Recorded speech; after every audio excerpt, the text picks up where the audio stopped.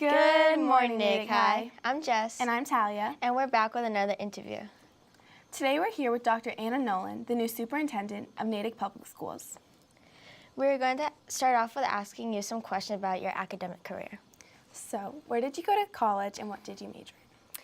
So for undergraduate school, I went to Middlebury College in Vermont, and I obtained a Bachelor of Arts in English, and I obtained my secondary teaching certification, so grades 7 through 12 in English. And then my master's is from Harvard University in the Risk and Prevention Human Development Program. I was interested in supporting adolescents and working in middle schools in particular. And then my doctorate is from Boston College in educational leadership, and I focused on studying one-to-one laptop programs implemented in the state of Massachusetts and what makes superintendents able to lead that work well. Did you notice that your passion with students made you want to become a teacher? You know, initially I did not want to be a teacher, but my teachers, I grew up in a very small town in northern New Hampshire, and so my graduating class was 40 people. The teachers were like other parents to us, and I grew up somewhat poor. I have 8 sisters, and it's a lot of kids to send through school, and my parents were not college educated.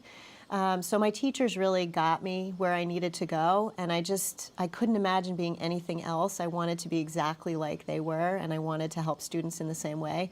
So it was passion, but it was personal too. So that's what made me want to be a teacher, and I thought I would be a teacher my whole life. So once you started working as a teacher, how do you believe working in Natick for 16 years has impacted you overall? It's been an incredible impact. Just like I told you, we sort of had this small hometown feel growing up. It's one of the things that makes me stay in Natick, and I love Natick for, is that it has this really tight-knit community and a real care that people have for each other. And I have been caring for the children in Natick for those 16 years. And in return, you know, I've raised my family during this time. I've had both my children while I was at Wilson, principal at Wilson. And it's a part of our family. And so Natick has become family that way. It's also given me great opportunity to try creative things, to do different leadership roles. So it's just been an amazing experience. I have to say I've received just as much benefit as the Natick Public Schools has received from me. That's my hope anyway. Have you seen changes in schools policy since you were in grade school? Oh yeah, major changes. When I was in school, this was pre-standards movement, which is basically one of the largest changes in educational history in the United States. So back in 1993, the state of Massachusetts decided to standardize the way that school is taught. So when I used to teach English, I could teach anything I wanted. When I taught 7th grade English and theater, I could teach whatever I wanted. You know, so some people would teach 7th grade and it would be Shakespeare, and some people would teach dinosaurs. And it was just that different. And so the state said, you know, we want all kids to have a similar experience and to cover certain things at certain grade levels. And that's the standards movement. There's parts that are great about it and parts that aren't. But with that came a huge initiative called No Child Left Behind, which maybe you've heard of, which brought us MCAS and the standardized testing movement. So those are the major changes, but there's also been really good changes in things like access for students with special education needs or other particular health and emotional needs. I think we're starting to swing back towards some more reasonable programs now that the standards movement is leveling out, but those were the major changes since I was in school. Do you feel like it's gotten better? For the most part, it's gotten better. I'm worried about how much focus there is on testing and overachievement, and you know, certainly our high school students tell us that too, that they tend to feel very stressed out, and you know, I'm worried about that. There needs to be this sort of balance between pushing students to excel and to cover material, but also to allow them to pursue their passions and find their way. If students are forced to march to such a pressure-filled drum, or a beat, so to speak, they don't get to explore their passion. So when we have our alumni callback days and we interview students, they tell us, we just didn't have enough freedom and time to explore those things when we were in high school. So we get to college and all of a sudden we have a ton of freedom and a ton of creative license, and we're not really sure how to do it. We know we have the academic skills, but maybe we don't have the life and planning skills that we need. So we've really tried with our Portrait of a Graduate work in the last couple of years in the district to try to bring that to the forefront. It's going to take a little while to kind of chill everyone out a little bit and make those decisions that help students to have more time. So I don't know if you are aware that Principal Harrigan here has put some limits on the numbers of courses that students can take and the numbers of APs. And that's not because we're ogres about that, but it's because we want students to have that more balanced experience while they have rigorous academic experiences. So those are the things that I worry about for us. Yeah, so you've obviously seen teaching styles change, working as a teacher and a principal and now a superintendent. So what do you believe is the biggest difference between working as a principal and a superintendent? I guess I should say that one other major change in the time since I was teaching is sort of the introduction of computer technology to schools, which has some blessings and some detractions, I think, from really strong social education.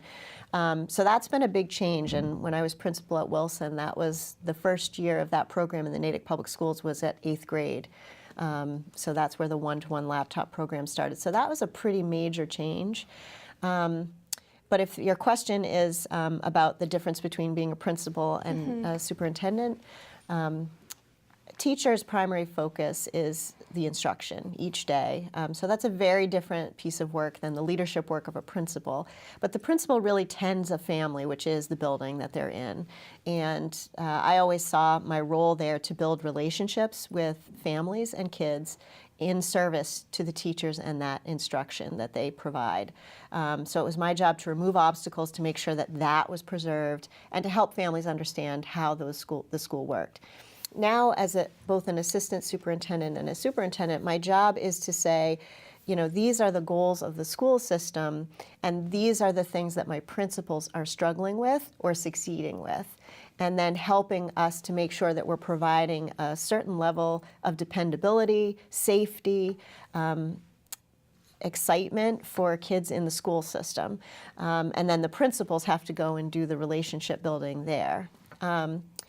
The major difference between being assistant superintendent for teaching and learning and superintendent is that I was completely focused on developing curriculum, right? So what do you study in your English classes? What are those assessments? How do teachers tell when a kid is doing well or needs help? That was my primary job. My primary job now is obtaining funding and doing the politics that it takes to run the school system, interfacing with the new town administration, all of the boards in town, the Board of Selectmen, the Community Center, the Department of Public Works, local businesses, to try to get them to understand and support the work of the Natick Public Schools. So it's very much a political job, and a lot of students don't know that.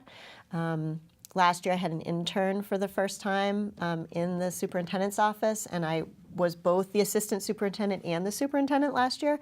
That was difficult. So the intern said to me, I just had no idea what kind of work that you did. And she said, I don't think most people understand that you're working like well into the night. Like most of my job happens after school hours, right? So I work during the day in the schools, and then after hours I'm visiting other meetings and trying to help people understand how the Natick Public Schools runs, mostly around finances. People want to know how much does it cost to run the schools and why, and that will dominate the next 3 months of my life. So those are the big differences. So you said that you want to build relationships. Would you consider that one of your main goals of your student-teacher community, or is it just another goal, but you have a bigger? I think it is the goal. In my estimation, and this was true as a teacher, this was true even as a student leader, your job is to make relationships with people and help them to be better every day. And in return, you will have satisfying work relationships too. Our theme for this year for the school system is that relationships matter. our students are our primary focus, and if they don't feel connected to our learning community, and if their families don't feel like they have a relationship with us, we won't be as successful with all the other academic expectations. Relationships between kids, between staff, all of that's what makes a really yummy place to work and grow up. So that is the primary investment, and there's lots of research that I could tell you about where if you successfully have good relationships in your schools and in your classrooms, students learn more. And it's just a fact. Students feel safer, students feel like they're cared for, and then they can take greater risks in their learning and go and feel more comfortable taking on bigger challenges. So to me, building relationships is key. Right now, in very difficult financial times in the state and in the town, I have to build relationships so that people continue to understand how we run in the Natick Public Schools, and we're not subject to budget cuts that don't take into account what students' actual needs are. So if I'm doing my job well, then lots of people in the town have a relationship with the school that's positive and that they understand how we operate. Yeah, it's important that people know what's going on. Do you have a favorite part of your job? A favorite part of my job? Well, I love to visit classrooms. So, you know, once a teacher, always a teacher. And it really makes me feel successful when I see things that we've talked about in administrator meetings and I've worked really hard to fund when I see them in action in the school system. So an example is we've just had a very large change in how we approach kindergarten to fourth grade literacy. And that's been 3 years I've been working on that project and really pushing to make sure it's well funded and the teachers have time to be trained. And when I walked through classes right before the holiday breaks, just to see so many teachers really using that curriculum and kids being successful with it right at the end of, right before vacation, which is kind of a squirrely time, right before vacation, everybody's psyched to get out, and you could say that focus isn't as great sometimes at that point. The kids were really on, and it's just really satisfying to see that. And with something like literacy, which is so fundamental, we're really doing some great work there, and it's just it's just great to go visit. So I try to get 2 days a week in school systems, the full day, visiting classes, because if I don't know what's going on, I can't be as effective in all the other tasks that I told you about. Do you have a least favorite part of your job? A least favorite job? Well, you know, at the same time, while I know it's my job to bring forward all the budget and all of those pieces, sometimes those meetings can really just be very difficult and contentious and not my favorite. But it's a huge part of the job. So with the things you love come things that aren't so fun. How do you balance your personal life and your work life? Well, I have 2 children, one in high school and one in middle school. So I always, you know, try to be there for them in the same way that, you know, I hope lots of parents are. So I go to all their sporting activities, and we try to take, we always have Sunday dinner. Like, everybody's at Sunday dinner, that's it. I have a lot of hobbies. I have a Harley-Davidson motorcycle that I ride, and I do a lot of fishing and hunting. So those things make you get out in nature and make you sort of get away from your phone and your computer. And I really try to do that. I also ski in the winter, downhill skiing. So it's just really, you know, I'm less effective if I'm stressed and not relaxed. So the more that you can do that. And I should also say to you that 4 times a week, without fail, I do some sort of exercise, because that's a big stress release for me. Always has been, and it's important to keep that up. All right, so lastly, we're just going to ask you a few fun questions. Okay. Do you look forward to giving us snow days?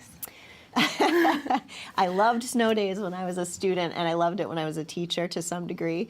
As a superintendent, it is not fun to do because, you know, you get up at 4 a.m. All the superintendents in the area talk all night long. You're talking to the police chief, the Department of Public Works. That part is not fun. And a lot of scheduling. Well, what's not fun is no matter what call you make, whether you make it at night or you make it in the morning, whether you make a call that's safe or somebody thinks it's not safe, someone is inevitably unhappy in like a screaming kind of crazy way. And they will say that on my Twitter feed, they'll say it in email. So there's no pleasing anyone on on snow days. So it's tough. And like last year, we had a lot of snow days, right? So we were going to school longer and longer into June. And now we have this, much hotter weather. So now people are calling for us to not do that because it means that we're in school during these really hot days, and they want us to cancel school on the hot days too. So it's a no-win situation. So no, it is generally not fun. So sports are very important to Natick. There's a lot of like intense games, fun games. Like all the students love watching them. What's your favorite sport? Well, so I was a field hockey captain in high school, so I have real passion there. I played ice hockey as a younger person. We didn't have girls' teams when I was in high school, so I played as long as I could before the guys were just too big and I was going to get hurt. So I love to watch hockey the most, to be honest. But my son plays football for the Westboro Rangers, and I absolutely love watching him. And my daughter plays for the Westboro Rangers in basketball. So, my favorite, if I can say right now, I'm just a really big football fan. So I do come to the games here. I'm pretty invested in our guys, and it's big. I do have to say that we never had cheerleading the way that we have it here in Natick, and I really admire the athleticism of that group of women and men. So that's kind of a new sport that I'm sort of watching and attending. And Mr. Annabali and his wrestling work has always been something that I've been interested in, just because we never had wrestling when I was a kid. So those are interests, but I try to come to as many games as I can of all the sports. And what would you say is your dream vacation? My dream vacation is Alaska.